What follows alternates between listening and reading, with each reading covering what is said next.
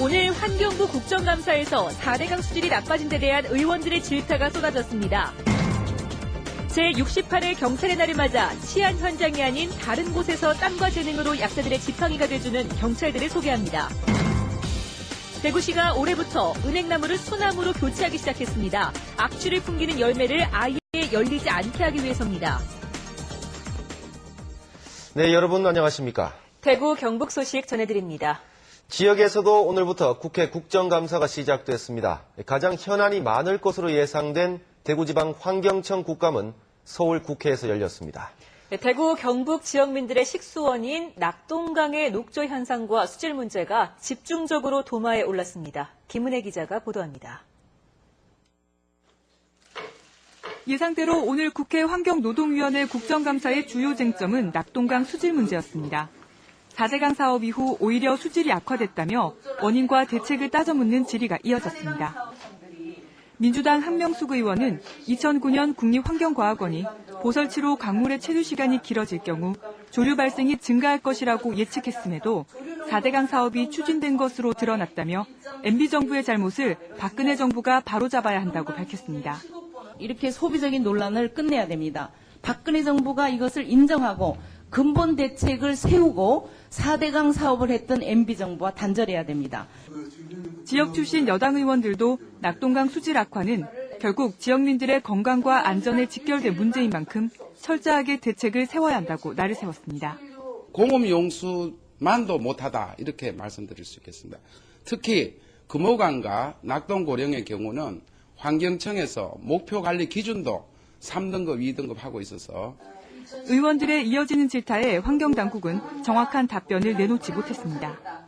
녹조에 대한 측정 자료가 연구된 자료밖에, 연구용으로 나오는 부분적인 자료밖에 없어가지고 사실 그래서 비교하기가 오늘 국감에서는 또 낙동강 수질 점검 인력이 8명에 불과하다는 지적과 4대강 사업 이후 낙동강에서 천연기념물 등 법정 보호종 절반이 사라졌고 수질 회복 비용에 14조 원이 들 것이라는 비판이 쏟아졌습니다. MBC 뉴스 김은혜입니다. 새누리당 김상민 의원은 대구지방환경청이 지난 2010년 4월부터 2년여 동안 직원 관사 리모델링 공사와 안내판 제작 등 모두 5건에서 관련 규정을 위반하며 수의 계약을 했다고 밝혔습니다. 낙동강 유역 환경청도 2011년부터 올해까지 임시청사, 청소 용역 등 모두 6건에서 법규를 잘못 적용해서 수의 계약을 한 것으로 드러났습니다. 네, 요즘 인도를 걷다 보면 아주 고약한 냄새가 나는 경우가 많습니다. 은행나무 열매 때문인데요. 민원이 잇따르자 대구시가 묘책을 내놨습니다. 한태영 기자가 보도합니다. 대구 중구의 한 도로에서 은행 열매 따기 작업이 한창입니다. 장대로 나뭇가지를 흔들자 열매가 비오듯 쏟아집니다. 은행나무 열매가 땅바닥에 떨어지기 전에 미리 따내 민원을 없애기 위해서입니다. 채취한 은행 열매는 저희들이 손질해가지고 경로당이라든지 사회복지시설에 무상으로 나누어주고 있습니다. 도심의 은행 열매는 몇 년 전까지만 해도 대한노인회에서 수거를 해갔지만 중금속에 오염됐을 우려가 크다는 이유로 현재는 수거를 하지 않고 있습니다. 노랗게 물든 은행잎은 깊어가는 가을의 정취를 더해주지만 은행 열매는 고약한 냄새로 원성이 자자합니다. 이 때문에 대구시는 올해부터 암은행나무를 뽑아버리고 그 자리에 열매를 맺지 않는 수나무를 심고 있습니다. 은행나무의 암수 구별은 대체로 수령이 15년이 넘어야 가능합니다. 대구시는 버스 정류장이나 횡단보도 등 주로 민원이 많이 발생하는 곳을 중심으로 올해부터 수은행나무로 교체하고 있습니다. 결실기 수령에 해당하는 수나무 중에 이제 농장에서 열매가 맺혔느냐 안 맺혔느냐를 판단해서 수나무로 저희들이 판단을 하고 식재를 하고 있습니다. 현재 대구의 가로수의 24%를 차지해 가장 많은 가로수종인 은행나무. 성인병에 효능이 있는 것으로 알려져 인기를 끌었지만 지금은 천덕꾸러기 신세를 변하지 못하고 있습니다. MBC 뉴스 한태현입니다. 민주당 홍일학 의원은 LP가스 사용이 가장 많은 지역은 경기도로 85만 7천 곳이고 그 다음이 대구 경북으로 79만 천여 곳인데 가스안전공사 인력 배치는 경기도가 157명인데 비해 대구 경북은 절반에 불과한 86명이라고 지적했습니다. 특히 서울은 LP가스 이용이 대구 경북의 절반도 안 되지만 가스안전공사의 인력은 대구 경북과 비슷한 79명이라면서 법령도 정비하고 인력 배치도 수요에 따라 조정해야 한다고 주장했습니다. 오늘 제68주년 경찰의 날을 맞아 기획뉴스를 마련했습니다. 범죄 수법이 나날이 교묘해지면서 고된 업무로 과로사하는 경찰이 늘고 있지만 그 기준이 까다로워 순직 처리가 안 되는 사례가 많다고 합니다. 엄지원 기자가 취재했습니다. 지난달 24일 영주경찰서 강력팀의 40살 김태웅 경사가 급성 심근경색으로 돌연 숨졌습니다. 지난 5월부터 살인사건 등 강력 사건이 잇따라 야근은 물론 잠복 근무가 일상이었고 숨진 당일에도 밤 늦게까지 방범 활동에 나섰습니다. 사건이 계속적으로 일어나는 그런 상황이라 가지고 저희들이 좀 많이 피로가 누적된 상태였어요. 고인이 된 지 벌써 한 달. 하지만 순직 처리는 감감무소식입니다. 고인이 퇴근 후 자택에서 숨져 공무 수행 중이라는 관련 법률에 따라 순직 적용이 어려울 수 있다는 게 공무원 연금공단의 입장입니다. 지체장애를 가진 아들과 4살 배기 딸, 하루아침에 새 식구만 남겨진 부인은 차마 말을 잇지 못합니다. 그래도 애들 책임져야 되니까 좀 정말 답답한 게 모르겠어요. 어떻게 해야 될지 잘 모르겠어요. 그냥. 경찰청 자료에 따르면 지난 3년간 순직 경찰관의 75%가 과로사였고 이 중 경북이 21% 10명으로 가장 많았습니다. 문제는 고위험군에 속하는 업무임에도 불구하고 순직 인정 기준은 일반 공무원과 크게 다르지 않다는 겁니다. 고강도의 직업 환경을 가지신 분들 같은 경우에는 분명히 달리 적용되고 달리 그 기준이 마련돼서 공무상제에 대한 판단이 이루어져야 되는데 또한 공무 수행 중 과로사의 경우도 육체적, 정신적 과로로 규정돼 있을 뿐 과로에 대한 정확한 정의나 세부 기준이 마련돼 있지 않아 순직 처리가 그때그때 다르다는 지적도 제기되고 있습니다. MBC 뉴스 엄지연입니다. 흔히 경찰을 민중의 지팡이라고 하는데요. 치안 현장이 아닌 곳에서 땀과 재능으로 약자들의 지팡이가 돼주는 경찰들이 있습니다. 도성진 기자가 그들을 만나봤습니다. 베테랑 수사 전문 경찰로 일하다 지난 2009년 퇴장한 판정을 받은 정기동 경위. 죽음을 넘나드는 위기를 넘기며 그의 삶에 봉사라는 단어가 추가됐습니다. 요양시설과 독거노인을 찾아 손과 발이 되고 목욕봉사를 한 지 벌써 4년째. 정성을 다해 땀을 흘리며 어르신들을 말끔히 단장시키다 보니 그의 삶도 더불어 건강해졌습니다. 이런 봉사활동을 하면은 제 건강이 좀 빨리 회복이 안 되겠나 이런 마음으로 솔직히 처음 시작을 하게 됐는데 하고 나니까 어르신들이 너무 좋아하시고 또 저도 이거 하고 땀을 흘리고 나니까 참 보람되고. 고등학교 밴드부 경험을 살린 정재영 경위는 동료 이재균 경위와 함께 재능으로 봉사를 실천하고 있습니다. 지역 요양시설을 찾아다니며 병들고 외로운 어르신들에게 흥겨운 연주회를 열어 희망과 활력을 선물하고 있습니다.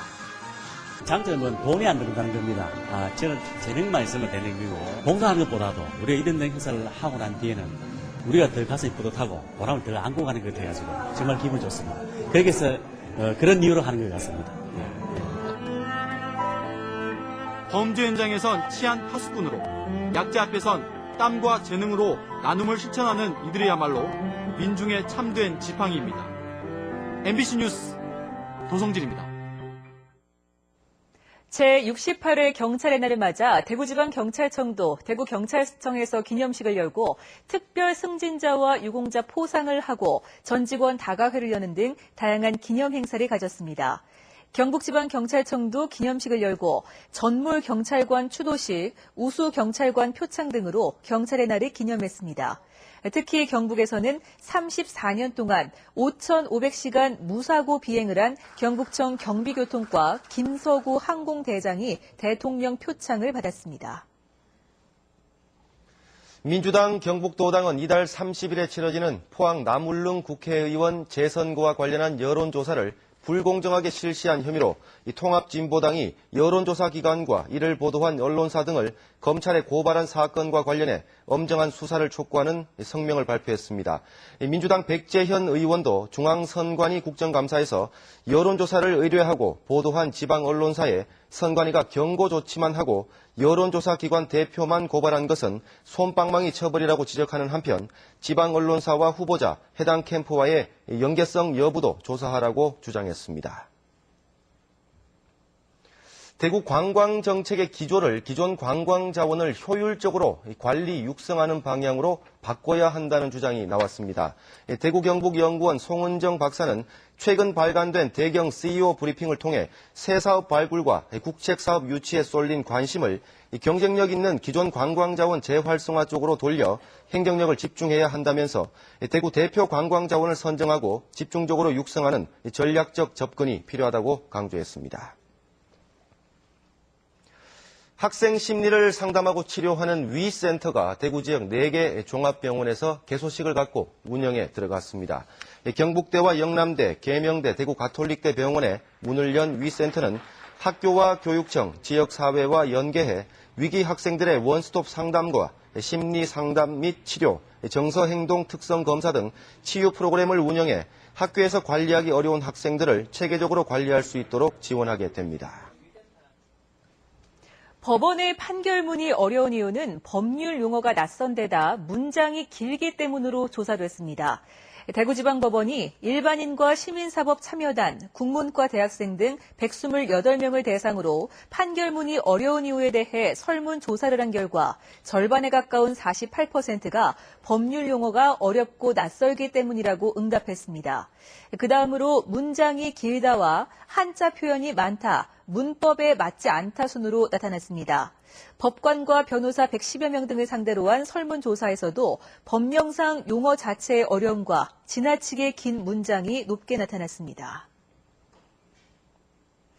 어려운 법원 판결문을 국민들이 알기 쉽도록 고치기 위한 토론회가 대구지방법원에서 열려 참석자들은 법원 판결문이 과거보다 쉬워지긴 했지만 아직도 일제 잔재가 남아있고 법관들도 국어 어법에 맞지 않는 어려운 용어를 사용하고 있다는 데 의견을 같이 했습니다.